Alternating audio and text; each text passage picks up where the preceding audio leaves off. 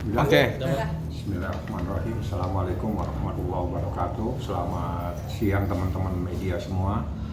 Terima kasih rekan-rekan media yang selalu ingin update terhadap perkaranya Nikita Mirzani maupun anaknya Laura Mirzani Mawardi. Jadi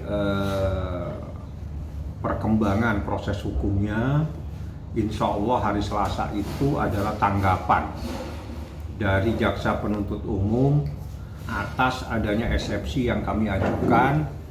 Jaksa nanti akan memberikan tanggapan. Tanggapannya seperti apa itu menjadi kewenangan jaksa, nanti akan diserahkan kepada hakim.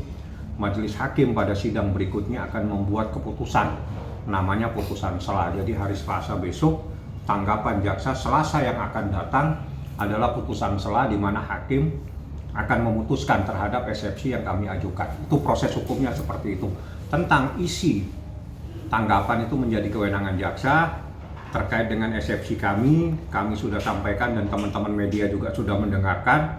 Ada beberapa poin-poin penting yang krusial yang harus saya sampaikan terkait pasal 369 ayat 1 KUH Pidana, di mana pasal tersebut ternyata adalah delik aduan dan tidak bisa sembarang orang merubah pasal tanpa adanya sebuah pengaduan dari korban seperti itu.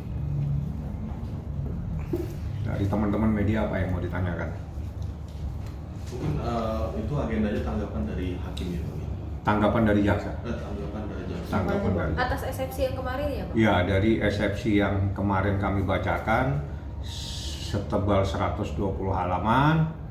Insya Allah hari Selasa tanggal 8 jaksa akan menanggapi hal tersebut. Itu menjadi hak dari jaksa, sepenuhnya nanti saya serahkan kepada majelis hakim untuk memutuskan terkait dengan adanya eksepsi tersebut. Bang, banyak yang bilang eksepsinya ditolak. Sebenarnya dalam tahap ini itu udah ada penolakan atau belum? Atau seperti apa? Ya, tanggapannya aja belum ada. Jadi masih belum ada. Jadi kalau ada yang bilang begitu, berarti mungkin sekolahnya tidak sampai di kampus, jadi mungkin cuma di pinggir, di depan kampus, jadi dia nggak tahu proses hukum seperti apa. Lalu Bang, nantinya setelah ini Abang akan menghadirkan saksi kah Bang di dalam persidangan? Kita lihat aja nanti putusan selanya seperti apa. Kalau putusan selanya menyatakan bahwa perkaranya lanjut, ya nanti yang akan menghadirkan saksi bukan kami, tapi adalah jaksa penuntut umum seperti itu. Kalau misalkan nanti tidak dilanjut, itu dengan syarat apa Bang mungkin persidangan? Ya kalau memang ada hal-hal yang menurut hakim bahwa ini adalah delik aduan tapi tidak dilaporkan, bahwa terkait dengan adanya error in subjecto, bahwa korbannya ini sebetulnya PT tapi kok kenapa manusia yang lapor, itu urusannya hakim nanti menilai apakah itu masuk dalam eksepsi atau masuk dalam pokok perkara.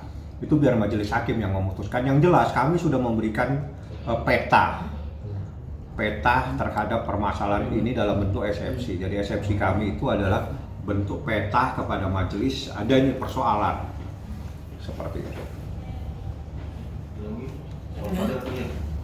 Oke Bang, ini kan kita juga kangen kan pas persidangan kemarin sama anaknya, mungkin seperti apa sih Bang? Yang mana? Yang pas kemarin abis pembacaan eksepsi itu kan ada perihal soal anaknya Bang. Oh iya, itu Dalam akan seorang ibu pasti kangen lah sama anaknya, itu manusiawi dan itu memang harus terjadi kepada siapa saja ibu yang sangat merindukan anaknya yang sudah cukup lama tidak bertemu. Hal-hal yang manusiawi saya pikir nggak perlu kita persoalkan dan itu disampaikan secara resmi dalam bentuk eksepsi oleh Nikita Mirzani. Seperti itu.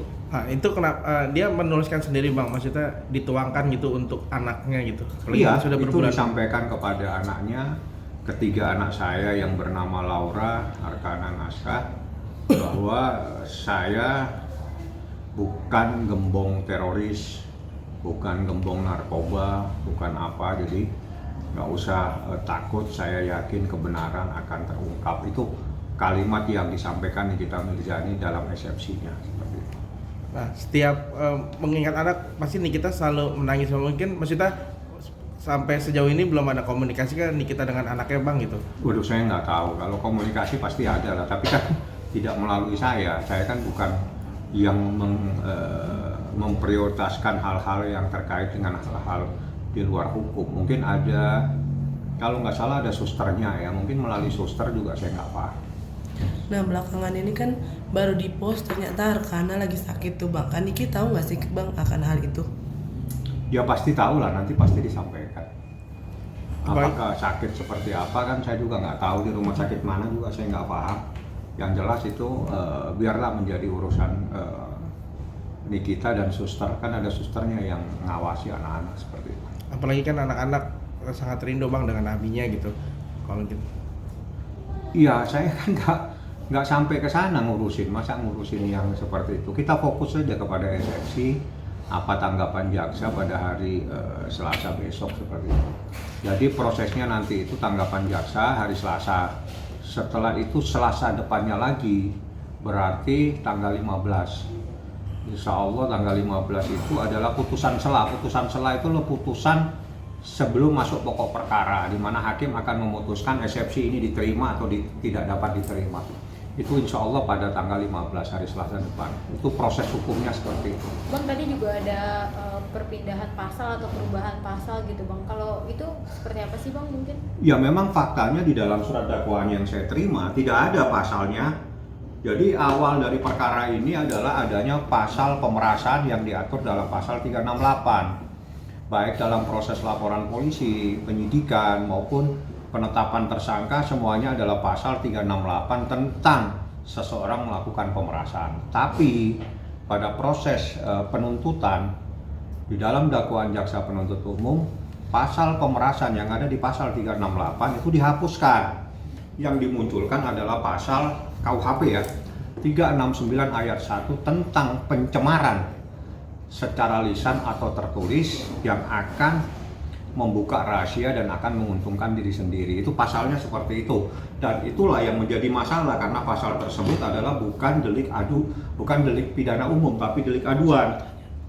Nah, kalau delik aduan pasal 369 ayat 2 itu harus ada yang lapor, tidak bisa dirubah seperti itu. Jadi pasal yang dirubah itu adalah pasal dakwaan kedua, yaitu mereka yang melakukan, yang menyuruh melakukan, dan yang turut serta melakukan perbuatan dengan maksud untuk menguntungkan diri sendiri atau orang lain secara melawan hukum dengan ancaman pencemaran baik dengan lisan maupun tulisan, atau dengan ancaman akan membuka rahasia, memaksa seseorang supaya memberikan barang, sesuatu yang seluruhnya atau sebagian kepunyaan orang itu atau orang lain, atau supaya membuat hutang atau menghapuskan piutang. Ini pasal 369 ayat 1 itu unsurnya ini ada di dakwaan kedua dan pasalnya jelas sebagaimana diatur perbuatan terdakwa sebagaimana diatur dan diancam pidana dalam pasal 369 ayat 1 Kitab Undang-Undang Hukum Pidana junto pasal 55 ayat 1 ke 1 Kitab Undang-Undang Hukum Pidana. Nah, dengan adanya dakwaan yang saya bacakan, maka pasal 368 tentang pemerasan itu dihapuskan oleh jaksa penuntut umum, sehingga pemahaman yang selama ini ada di mana kita disangka telah melakukan pemerasan itu dihapus oleh jaksa. Namun kita hanya didakwa melakukan pencemaran lisan dan tertulis untuk mendapatkan sesuatu, seperti itulah prosesnya. Mas Dedi,